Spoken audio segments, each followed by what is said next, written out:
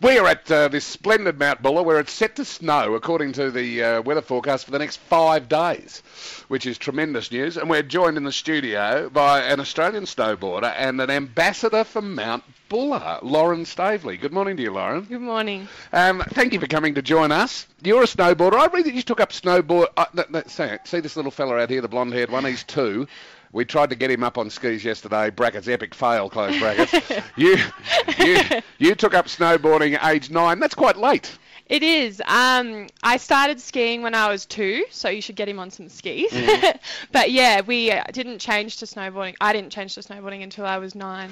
What fascinates me is that you said you spend part of the year in around here and part of the year in Denver, in Colorado. In the snowfields. I assume that's Aspen or somewhere like that? Yeah, close to Aspen in Breckenridge. Right, you can make a living out of being a snowboarder, can you, as an Australian? Yeah, you can if you do well enough. There's definitely, you have to travel internationally to be able to make a living, but you can do it if you try hard. Do you need a sponsor, and if so, have you got one? Yes, sponsorship plays a big role in our funding. I'm sponsored by Roxy, so they help out with me a lot. Hey, listen, are you going to go to Sochi?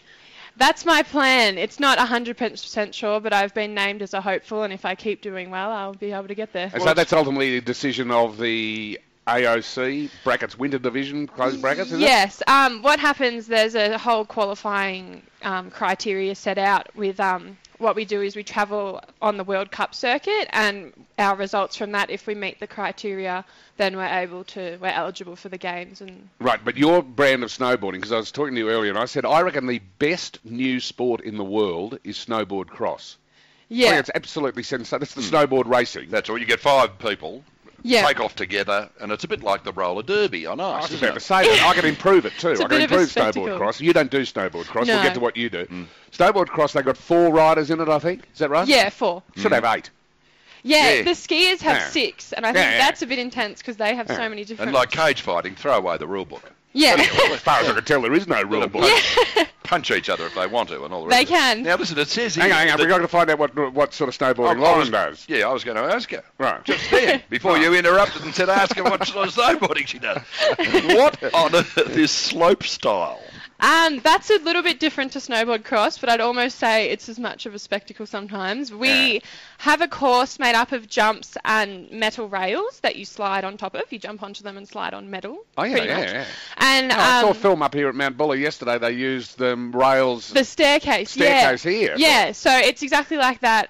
There's a course set up of jumps and rails, and we have to go down the course and do the best tricks we can. Right. Have you ever walked down a stairway in your life? Yeah, I have. It's not my preference of getting down them, but so we have to do the best tricks we can, and we're judged and given points on what we do and how well we do it. Now listen, we observe things like gymnastics at the Olympic Games, right? And the Danish competitor comes out and falls off the beam, breaks their both legs and an arm, and the judges give them 1, except the judge from Denmark, it gives them 9.5. Does the same thing happen in your sport? Are you a bit, dodgy on the judging sometimes? Sometimes, like in my experiences, there have been dodgy judging that I've seen or whatever, but at the World Cup circuit, they're all trained professional judges, and it's qualifying for the Olympics. So that doesn't generally happen on the World Cup. But there's very diplomatic. There's a first time for everything, right?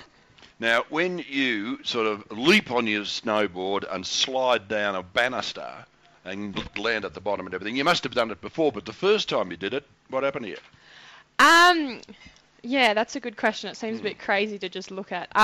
The first time I ever got on a rail or something like that, it was only a really tiny one, because when I was younger I was pretty timid at all this stuff. But like just the other day, I hit the Cattleman's staircase here at Buller for the first time, and you get... Sorry, is hitting it good or bad? Hitting it as in sliding down it. Right, that's what we call it. Hitting it doesn't sound good, but it could be good. Yeah, it could end up good or it could end up bad. But yeah, you get nervous and it's pretty scary, but I just kind of have to trust in my ability. Well, I think what Burnzo was saying is it's a brave man who first ate an oyster. It's a brave person who first snowboarded down a banister. Yeah, you just kind of have to suck it up and go for it. I meant to tell you, Burnzo, you know how one thing that makes you feel old?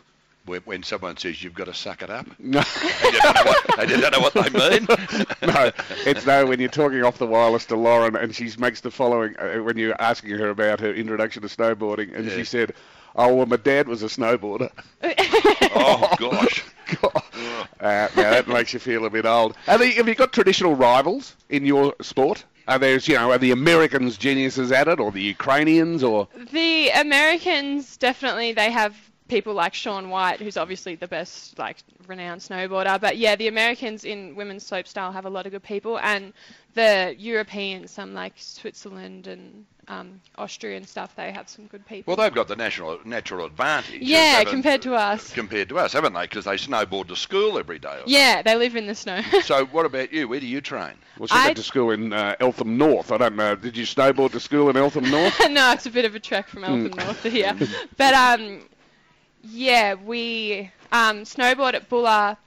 Ever since I can remember, we've been up to Bulla every weekend training up here.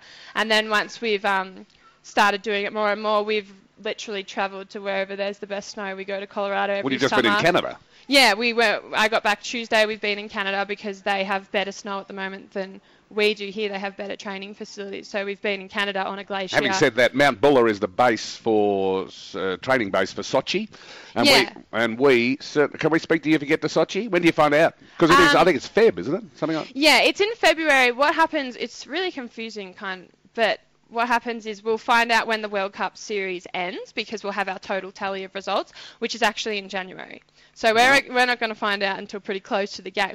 I guess if we do well enough, we'll have a pretty good idea that we're most likely going to get in where we are in the standings, but we'll definitely find out in January. When they build a training facility for you, do they build a banister?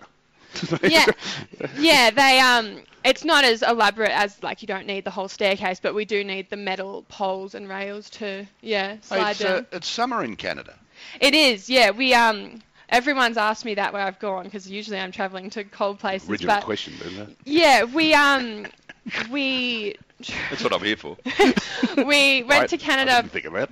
Because there is still snow there. It snowed so much over winter that there's a glacier there every year that never melts. Tell me, is there any drug controversy in snowboarding? Are there performance-enhancing drugs, like, for example, painkillers? I think you get banned for not using them. Yeah, we follow the WADA criteria as well, the ban list, so we're not allowed anything on there, really. Is the banister?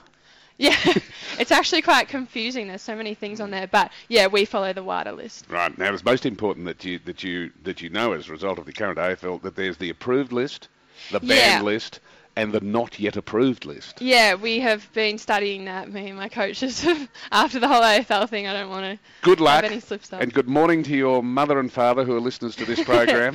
Yeah. And we hope you get to Sochi. We'd love to talk to you if you get there. Yeah, no, hopefully I do. Thank you, guys. Sounds like a fascinating place. It's actually a seaside resort, Sochi. And then presumably you go up into commute up to the mountains for your alpine sports. Yeah, it should be pretty crazy, but I'm excited. Good on you, Lauren. Lauren Staveley, Australian snowboarder and ambassador for Mount Bulla.